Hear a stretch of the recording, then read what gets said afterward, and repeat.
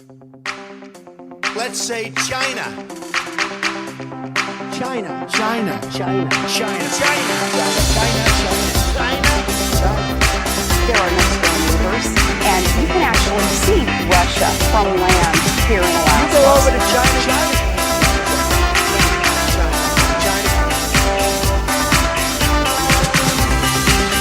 I did not have sexual relations with that woman.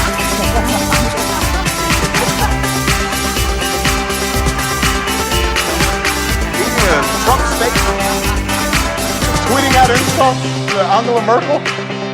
What's he doing?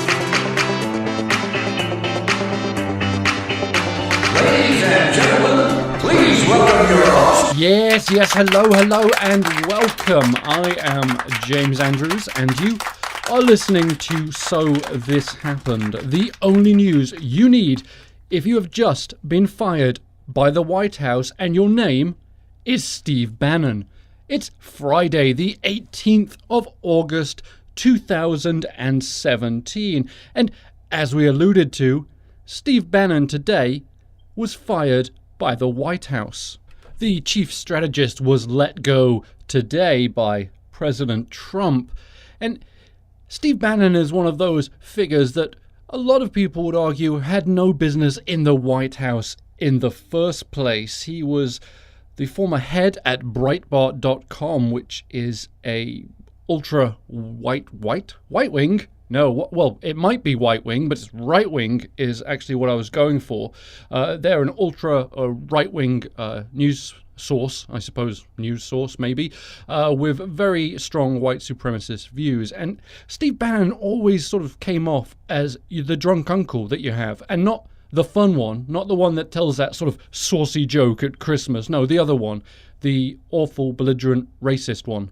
Let me tell you a story, James, yeah? I was down at the package shop the other day, yeah, buying some fags. Go in there, bump into this bird. Right fit thing, tiny little thing. Asian, I think, gave me some right fucking yellow fever, I can tell you.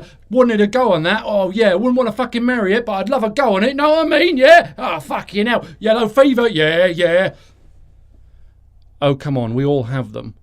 And the weird thing about this Bannon firing is that he may have been fired because he gave an interview in which he made sense.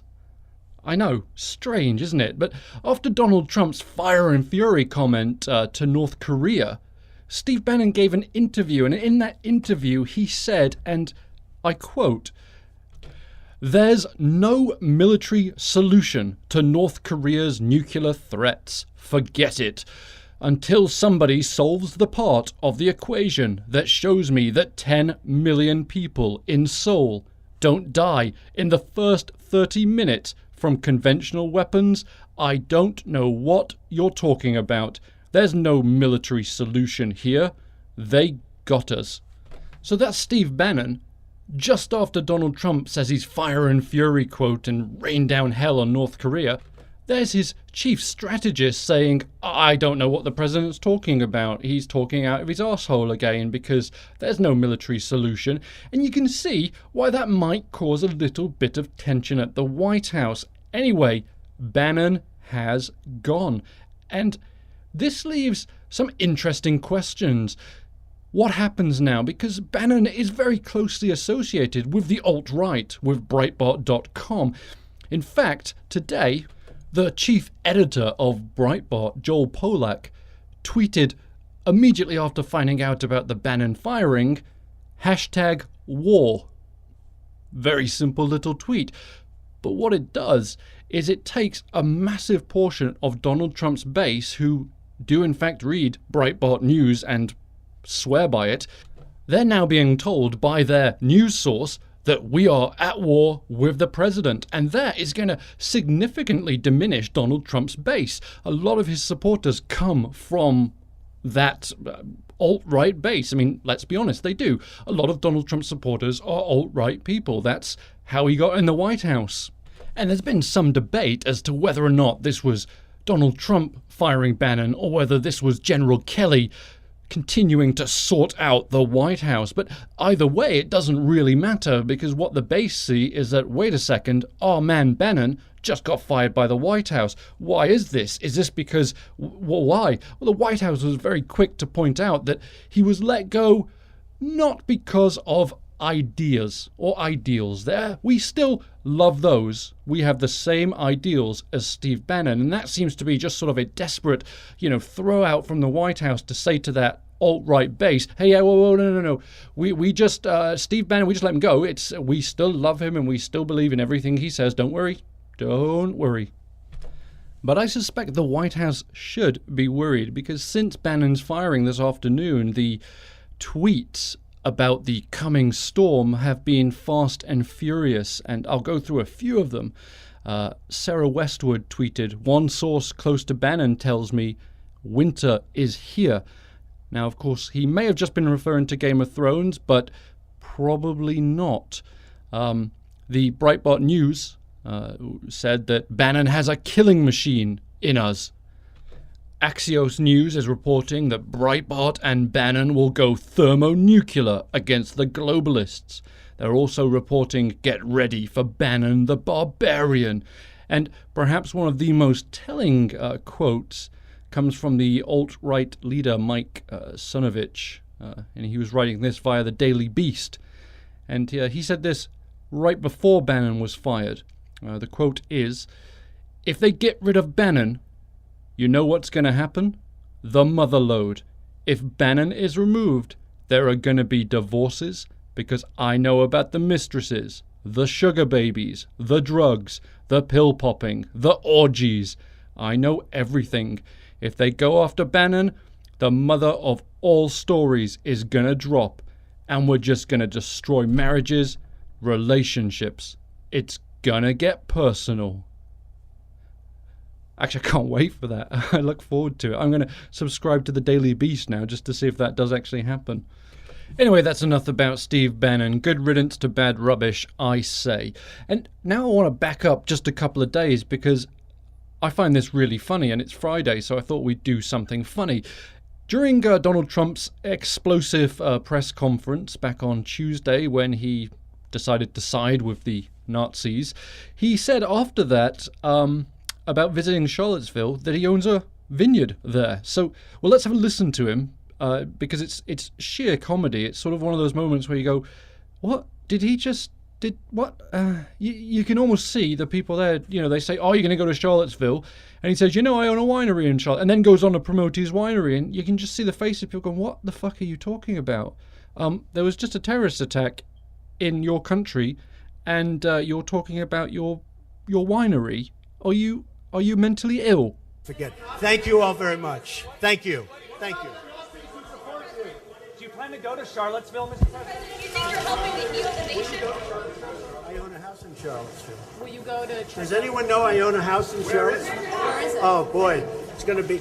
It's in Charlottesville. You'll see. Is it near the winery or something? It is the winery. Will you go visit and try to... I mean, I know a lot about Charlottesville. Charlottesville is a great place that's been very badly hurt over the last couple of days. I own actually one of the largest wineries in the United States. It's in Charlottesville. What do you think needs to be done? So there's the president in a really bizarre moment talking about how great his winery is when there's sort of a national catastrophe happening. But where this story gets funny is when you actually look at the Trump winery just a little bit. And this is the Trump winery in Charlottesville, Virginia. Now, it appears that Donald Trump doesn't even own the winery. According to the Trump winery website, it is controlled by Eric Trump, Wine Manufacturing LLC. And it's not owned, managed, or affiliated with the Trump organization in any way. Trump purchased the 776-acre vineyard from a socialite in 2011. Then he handed it over to his son Eric as a gift. And as for the claim that it is one of the largest in the country, well, that's a little bit of an exaggeration as well. Now, The measure of how big a winery is determined by how much wine it produces, and the Trump Winery in Charlottesville produces about 36,000 cases of wine, which is a lot, but not even close to being the biggest in the country. In fact, it's not even the largest in Virginia. There are two other vineyards that produce more wine. Chateau Morissette and Williamsburg Winery both produced more wine than Donald Trump's winery. They produce over 600,000 cases a year. And that's just in Virginia. Then you go to California, where most of the wine in the US is produced, and the figures are significantly larger. In fact, the nation's largest producer, E.J. Gallo Winery, they churn out over 75 million cases of wine a year. So Donald Trump's claim of it's the biggest winery in the country is not even a little bit of a lie. I mean, it is like the biggest pile of bullshit ever. It's sort of if you had a field full of bulls and they all went into one corner and took a shit. That is how big the pile of bullshit that Donald Trump told us about the winery that he doesn't even fucking own. Cheers. And I want to end today by playing a little bit of audio from a chap called Trey Crowder. He is the self-proclaimed liberal redneck, and he put out a video on YouTube entitled "Virginia is for lovers, not Nazis." And, well, it's pretty funny and it's pretty right on. Charlottesville, Virginia. Ugly business, man. And all over some participation trophies for our crimes against humanity. I tell you what, I'm glad Dale Earnhardt ain't here to see this shit. Look, with my background, I'm not surprised by all this, but it makes me sad. One of the saddest parts to me is I know these guys, they think they're patriots. You know, fighting for the real America with their swastikas and their Confederate flags. Man, I don't know that there's any symbol that's more inherently un-American than the Confederate flag. It's sort of the point of the fucking thing.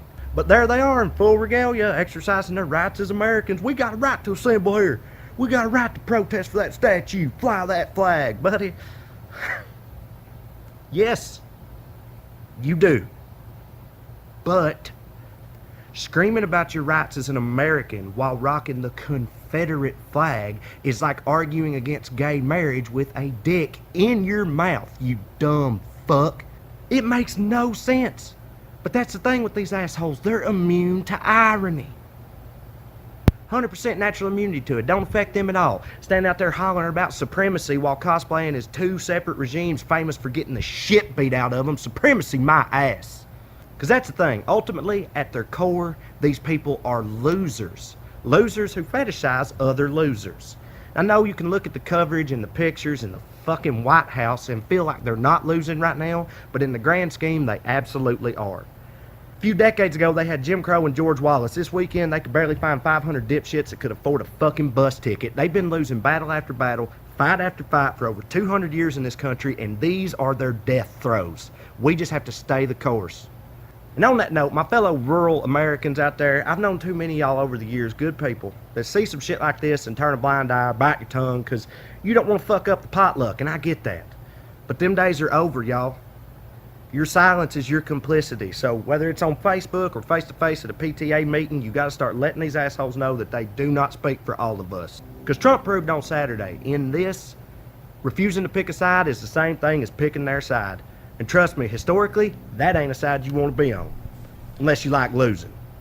Alright, cool. And if you want to see more of Trey Crowder, you can go to his website, which is www.wellredcomedy.com, and that's red, R-E-D. And I think that is a good note to end what's been a pretty fucked up week on. Thanks very much for chatting. As always, it's been tremendously fun, and I hope that everybody has a spectacular weekend. Remember, if you want to continue this conversation, we can do this on Twitter at SoThisHappen. And please don't forget to subscribe, like to the podcast, and also recommend it to friends, enemies, or that one drunk uncle that we all have.